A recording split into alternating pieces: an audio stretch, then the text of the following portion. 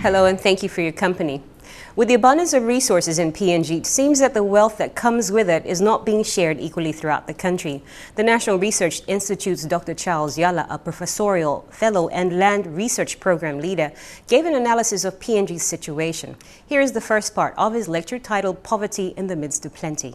The 9th Parliament is starting on a very good times in terms of income growth, but very bad development record. So I have titled my presentation to you, Poverty in the Midst of Plenty. You've heard of the LNG, you've heard of all the mines, you have forest. Some of you guys come from very rich provinces. But the bad story is that there is poverty in the midst of plenty.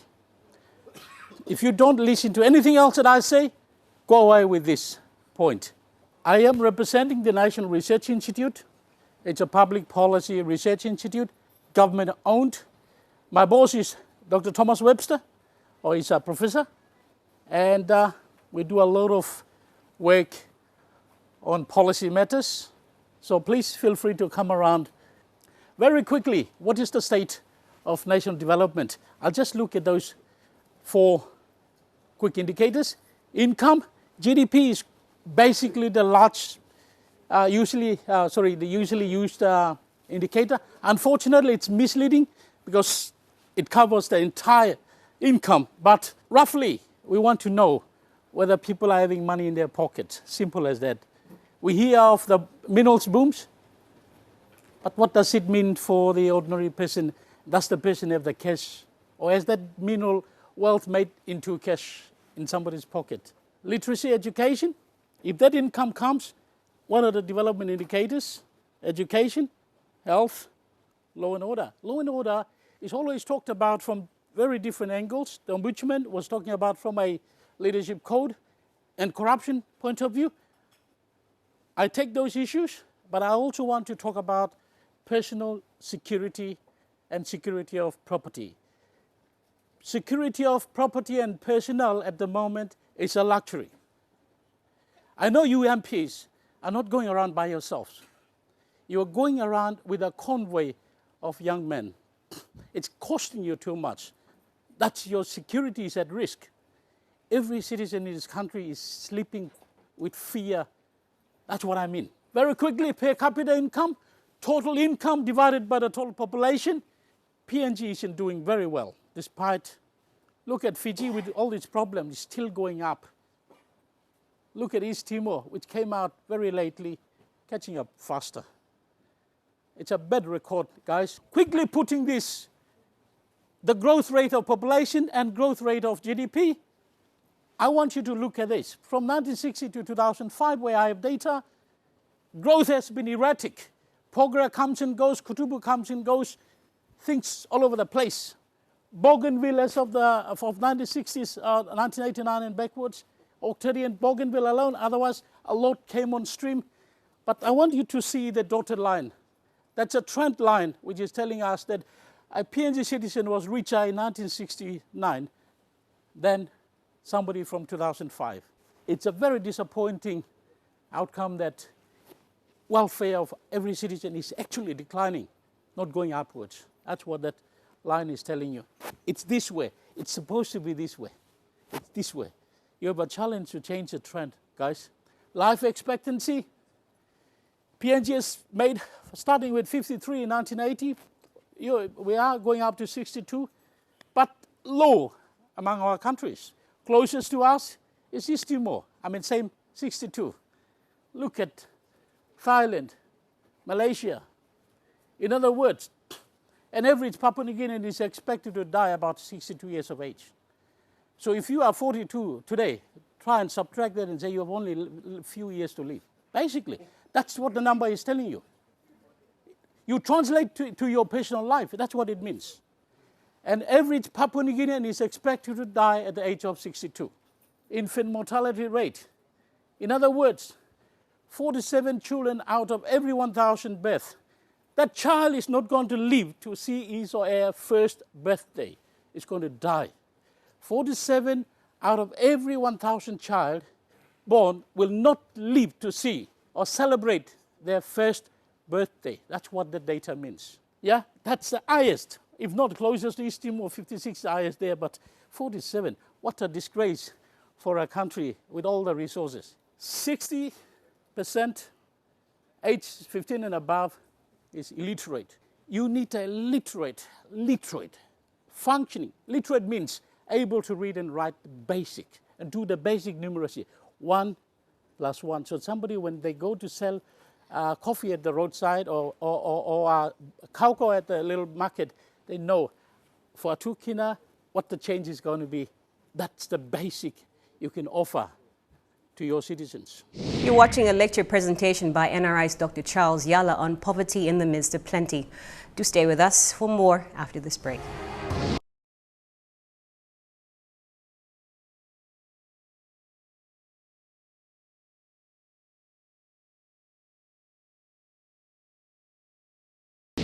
According to reports, what are major concerns to investors are also major constraints on our economy. Issues like corruption, low literacy rate, and high infant mortality. Those are the issues that will be discussed in this part of the presentation by NRI's Land Program Leader, Dr. Charles Yala. Papua New Guineans, corruption. This is the perception from the corruption indicators from Transparency International. Any number closer to 0 is very highly corrupt country. Crime rates. Man, this is the data that I really want. By the way, guys, there's no data. It's very hard to get data in PNG. I've tried all my best to tell you something, and I wanted to invest a lot more time on this crime. And this is a database that is starting to do this, and I'll try and continue to follow. But roughly, there's total crime, murders. Most of PNG is not there. Kidnappings, all of this. So probably in the next round, I'll get more information on that, and this will tell us. We know we live in, I don't have to tell you, but unfortunately today, yes, it's very high. This is just numbers, huh? I want to show you some human face behind these things so that you will appreciate that this is real stuff, huh? This is the baby you saw in the papers last week. When I told you about infant mortality rate, that a child is not going to live to celebrate his or her first birthday, this is it.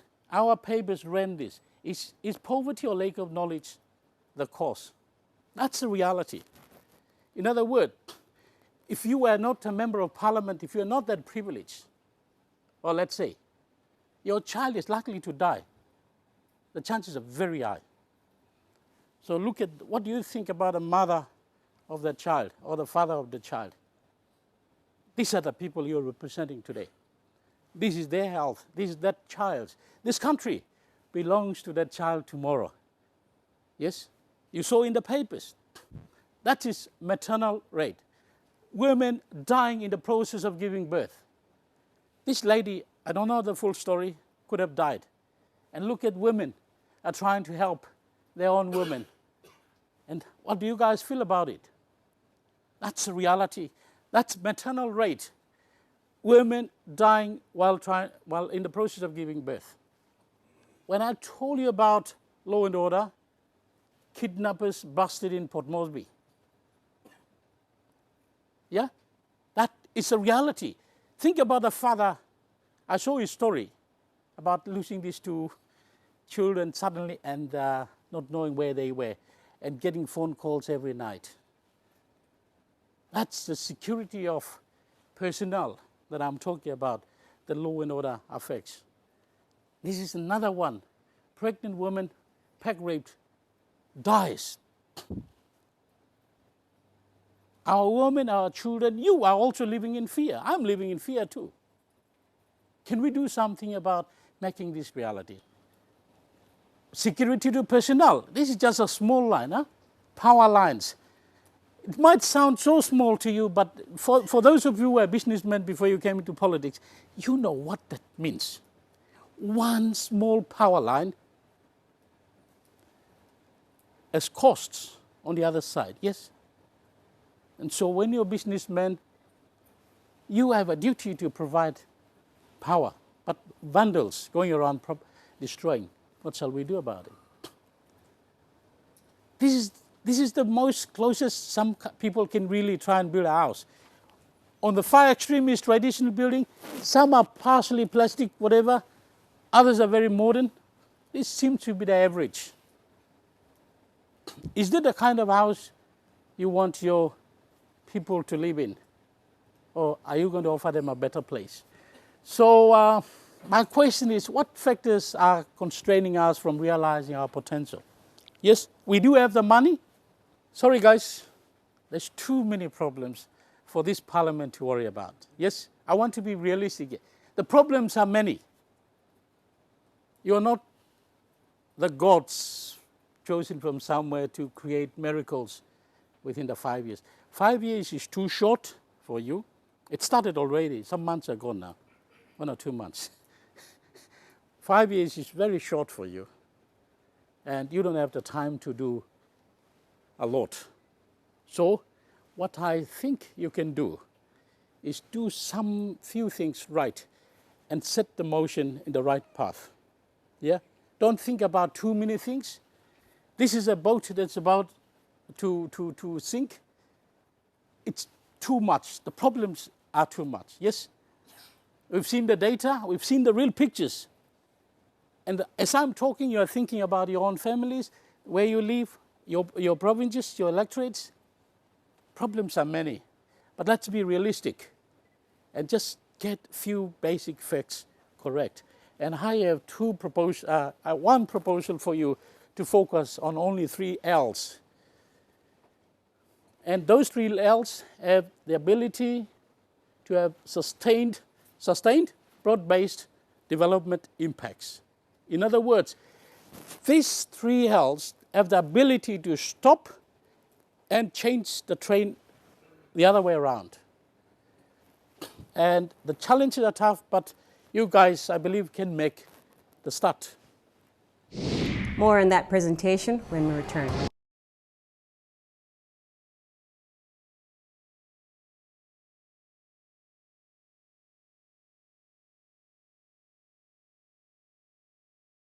Countless parliamentarians and bureaucrats have tried to turn things around for PNG, but they can only do so much within their time in office. This time, the National Research Institute believes that PNG can turn things around. That will all depend on how individuals deal with what they have. Let us return to that presentation by Dr. Yala. First one, my first L is land. Land is everywhere. Yes, this is a land full of land. Itself, the minerals and hydrocarbons underneath it, the forest, the fish in the sea, we got everything. And yet we were not able to use that to translate, to improve our lives. Guys, I have good news for you. As of 2005, we've worked on it. The National Research Institute played a key role. I personally played a key role. My boss was chairman right through. We still actively engage. We have a massive reform program which we are going towards implementation, yes, on land.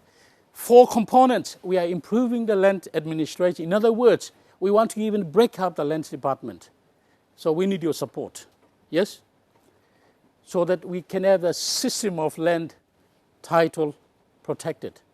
In the modern world, the size of land doesn't matter. The productivity and the usefulness of it matters. It's the security of the title that matters. Singapore is much smaller. You can walk around Singapore within a few hours. But the productivity of land in Singapore is so high that the value of land is so high. This is so much of land, but our system of titling administration is so dysfunctional, inefficient, and of course corrupt to the extent that we don't really do anything with our land. Yeah, it's not helping us. So we have a package that is looking into land administration, which is pretty much lands department and its future. Some aspects of land department, I want it to go to the provinces and even to municipal authorities. I'm very happy with the debate going on in Leh. We want you to take some of the responsibilities. So we are on your side. And we have a big proposal that we've set up a court system. There's a deputy chief magistrate fully responsible for land court matters. There's a customary land development. The customary land laws were passed in 2009.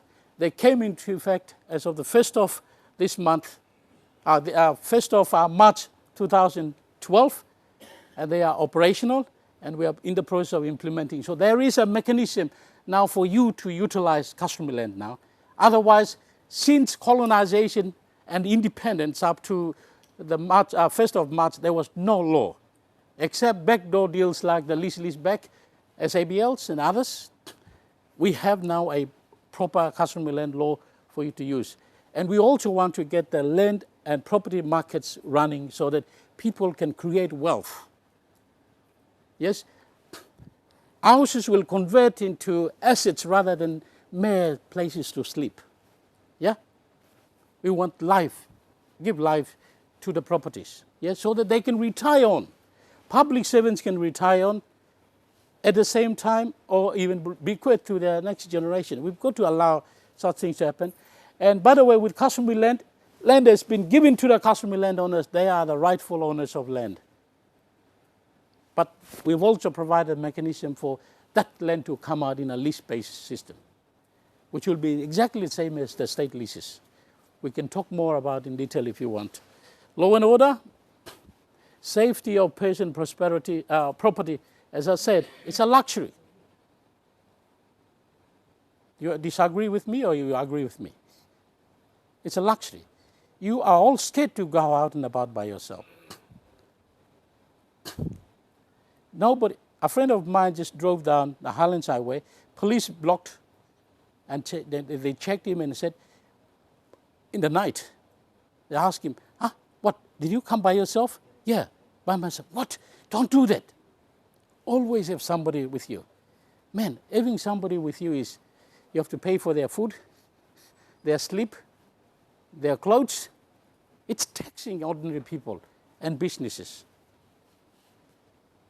And corruption, I don't want to talk about it. You know it. And you already talked about it. So let's do something about it. When we come back, we have a closer look at the 3 Ls.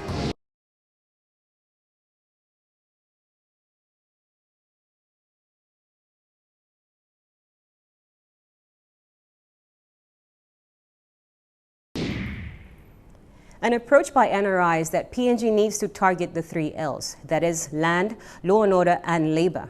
How can the country address these? Labor, my 3rd L is labor. It's a bit tricky. I'm really talking about human capital here. For a citizen in this country, in the modern world, they're useless if they don't have education. Their life is meaningless, literally meaningless. They have no place at all.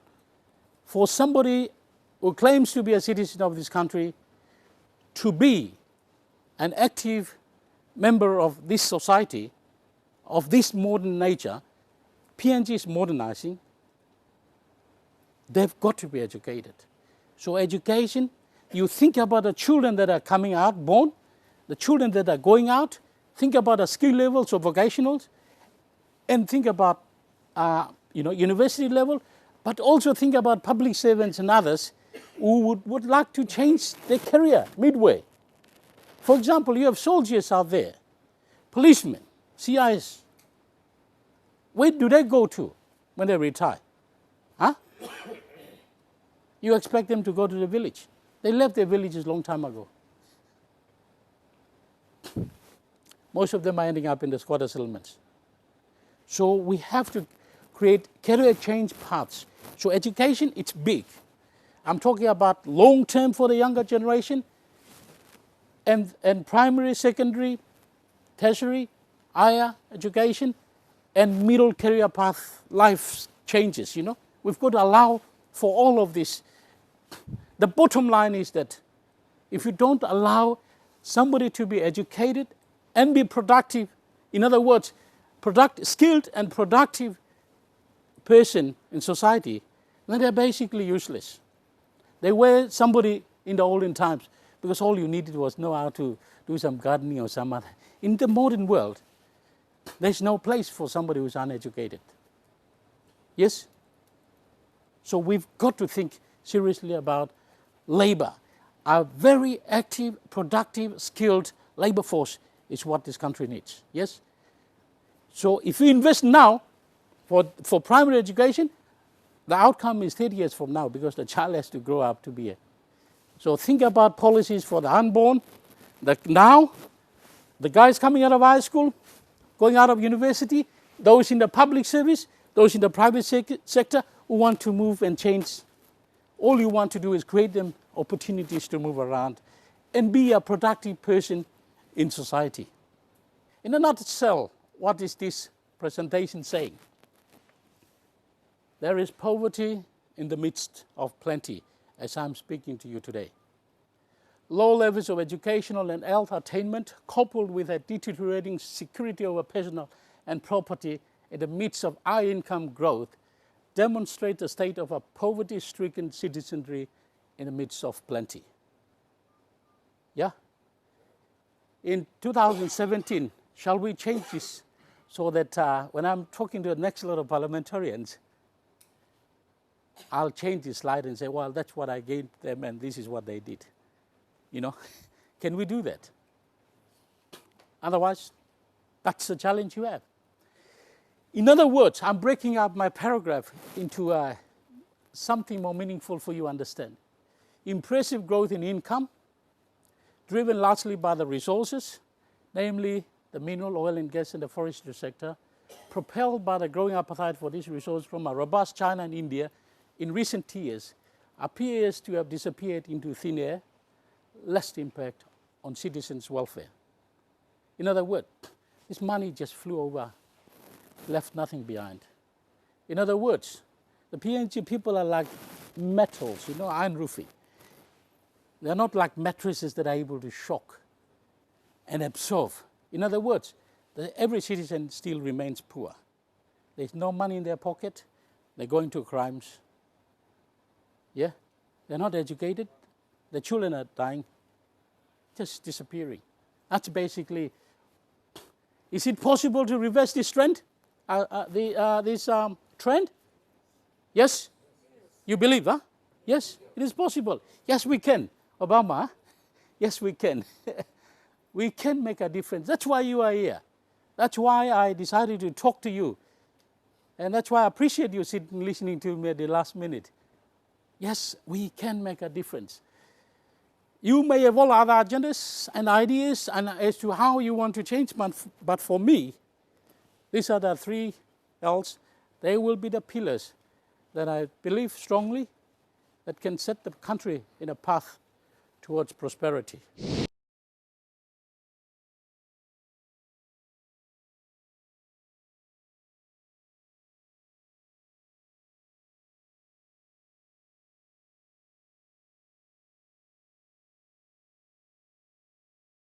If you live in the capital city, Port Moresby, you will understand that rent is very expensive. And it seems that companies are taking advantage of the resource boom, which has seen rental prices skyrocket in recent months. The country's think tank, the National Research Institute, thinks that high rental is unnecessary. Development cannot really happen at all without land. Without land, you can't build roads, schools, hospitals, or houses, the very basics for any urban area. Land is a very valuable resource, but that is hard to come by in our towns and cities. The National Research Institute, the think tank for policy making, had stated recently that they have seen a lot of abuse in the issuance of urban development leases as well as special agricultural business leases. UDLs have allow for leases of large portions of land in urban areas to property developers, people with finance to put in the infrastructure to subdivide the land into allotments so that houses and property can be developed on those lands. UDLs have been abused. Some UDLs have been issued to land speculators, and these speculators and then sell the UDL leases, which they should not be, because UDL leases are given to the developers for 5 years. They cannot sell them, but the Lands Department has allowed them to be sold on. And so over 5 or 6 transactions, every transaction results in some payments being made. And so at the end of it, there's somebody gets the land to develop it. They've paid several millions of kina for a piece of land that's obtained relatively free from the state. Now the developer, when they put the house and the land package, we are paying more for those parcels of land and housing than we should have. If the developers were given to the land was given to real, genuine developers. So the cost of property and housing in PNG, particularly in Port Moresby and in the urban areas, is partly caused by this issuance of UDLs to people who cannot develop land, but they are passing it on and making money out of it, and therefore Papua New Guineans are paying for it through that. There are set procedures in place when it comes to issuing urban development leases or UDLs. The abuse of this process has made living in towns and cities very expensive. The National Research Institute noted that there have been a number of issues that need to be talked about. There is a set application procedure for urban development leases. The city has a development plan. NCD, what do they call it? Locality plan. And they have sort of zoned it up and said these are residential, these are commercial and these are industrial areas. And once they've identified and approved a plan by the NCD Fiscal Planning Board, they then advise the Lands Department that there is a UDL up for development. And so the Lands Department then advertise, that's the procedure. They should advertise and say, this piece of land is available for development. We have an approved development plan. And then the process starts with the expressions of interest by developers, yeah. These areas have to be developed within 5 years. The land behind NCC here, you go there, there is the Seventh-day Adventist school there. There's a large piece of land there. This is good property, residential property land. The UDL was issued more than 15 years ago. It's still being undeveloped, and it's there. There are large tracts of land behind Tokorara and up that way that have been released, and they're just sitting there. Speculators who are sitting on land and waiting for money to come by. I know of even other incidences where land was given, UDLs were given to it. So what we want is the proper procedures to be followed so that the land leases can be given to genuine property developers so that they can develop property and we can all benefit from that. The land reform in the land task force, we asked for a stock take of all state land, and we have yet to see the Lands Department undertake a stock take of state land. They should come to the land board with their sort of development proposals in terms of they say, look, we want to develop this land. These are the number of allotments that we'll put on that map, on that land. And so they said that in the first year they'll mobilize, second year they'll start to implement, and by the third and fourth year, what they would do is then have those allotments and they'll go back, what they call surrender the title to the Lands Department, and the Lands Department will then issue land titles for each of those allotments on the developed land. So 5 years is the time. But some of them, they've not developed, and what the Lands Department should do is, at the end of 5 years, they say, well, is this land developed? It's not developed. You didn't develop it in conformance with the agreed terms of the land lease. We'll take it back and re-advertise it and give it to somebody else. But that's not happening. All this planning has to include basic services like sewage, water, electricity, and roads. In theory, these large chunks of land are supposed to be broken up into allotments and then put on the market for home buyers. And it's location, location, location. The underlying value of properties actually starts from the plans, not the type of house. The house is somebody's dream.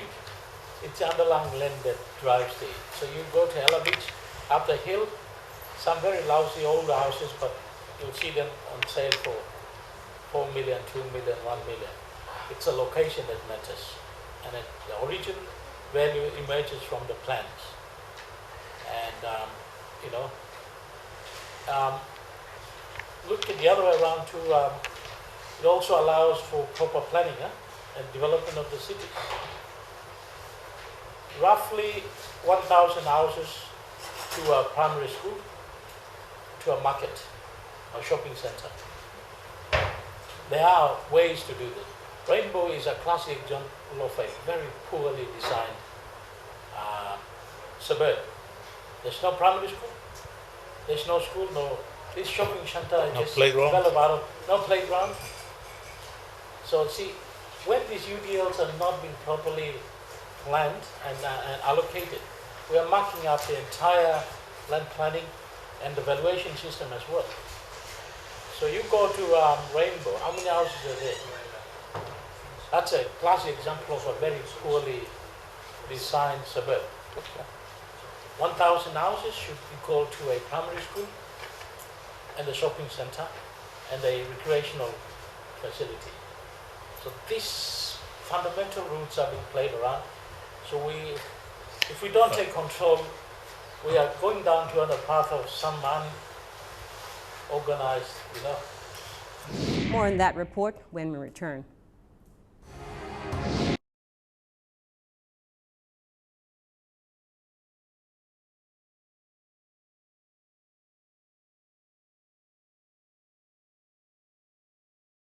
Thank you for staying with us. Let us continue with the second part of that report about urban land development.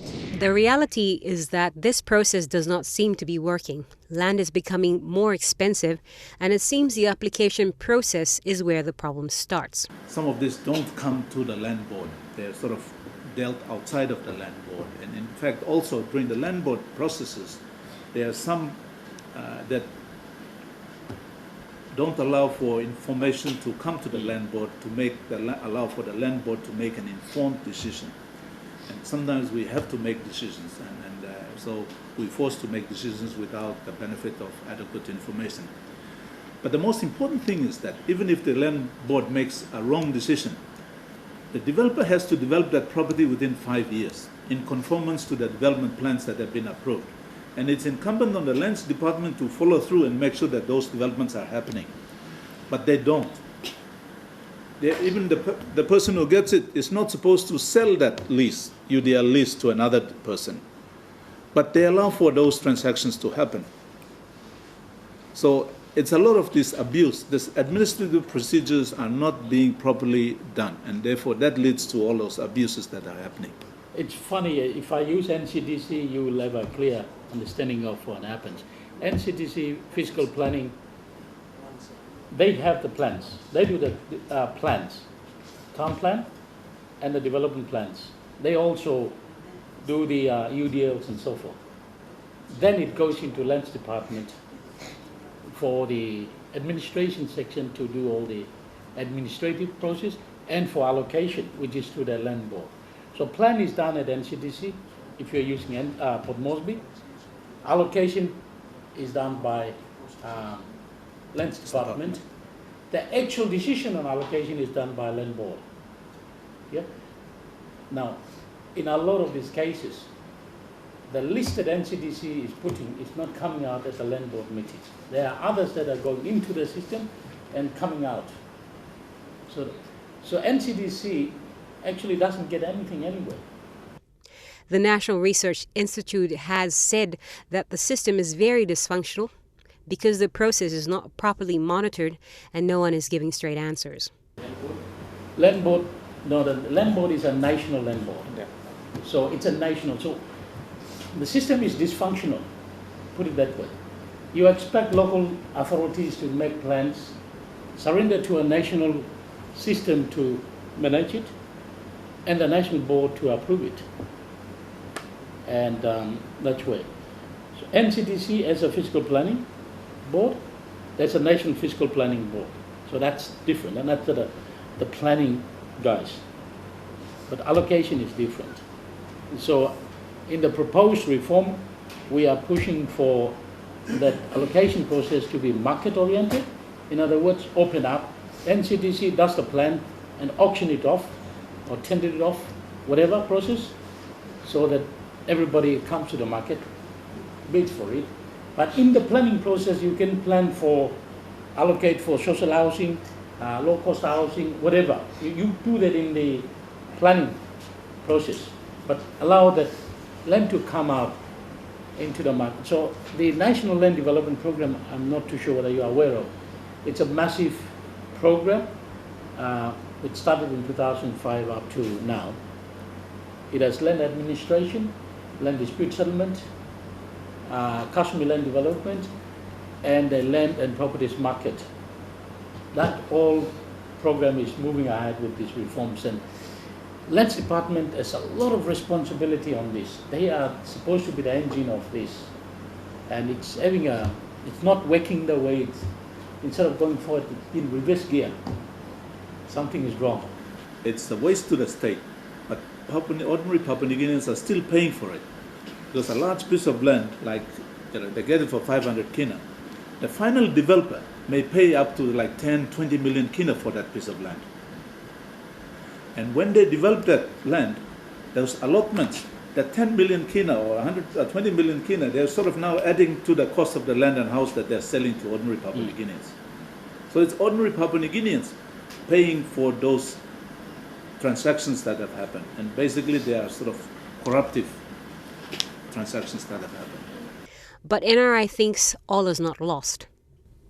They suggest that urban land be auctioned off straight away. Process. So what we need is NCDC does the plans, auction is straight off the state. In that respect, NCDC will get money out of it from the auction, and people get land. At the moment, land prices like land and property package are going about 300,000. I suspect 200,000 is actually this schemers selling one from 500 to 2 million, 3 million. So under the land reform, we have asked for, we are under the NLDP, we are pushing for stop to that allocation, abolish the land board, and put in a market system, an auction or a market-oriented system so that developers can come and the state can get the market value of that piece of land from a UDL instead of going under the table with a 500 kina application fee. So the cost of property and housing in PNG, particularly in Port Moresby and in the urban areas, is partly caused by this issuance of UDLs to people who cannot develop land, but they are passing it on and making money out of it, and therefore Papua New Guineans are paying for it. We want to see people with genuine finance, like the super funds, NASH Fund, POSF. These are institutions that have a lot of money, and they want to help their members build houses and access accommodation. These UDLs should be released to those genuine institutions that have got funds to develop them, and not to speculators who will keep passing them on. And at the end of the day, ordinary Papua New Guineans can't buy houses, can't pay the rents because they are too high. And we support the Minister for Lands. He came out in the papers last week saying that he has directed that the land board not sit this week. We support that move, and we want to see the land board reviewed and those functions and particularly the issuance of UDLs looked at closely so that there is a system where these UDLs are given to genuine property developers so that they develop the land and sell the house and land packages to Papua New Guineans so that we can buy those at a very much lower prices than what they are being sold on the market today. I think we need a major reform and overhaul of the Lands Department and the way we do business on land. We can have generate some debate in the community so that we have some attention to these two areas, the SABL and the issuance of UDLs in a way that's not helping Papua New Guineans in terms of... Thank you for your company. That's it for another week with Resource PNG. You can watch this presentation again online at our Resource PNG page at www.mtv.com.pg. And if you have any suggestions, please email it through to the address on your screen. Until next time, have a pleasant week.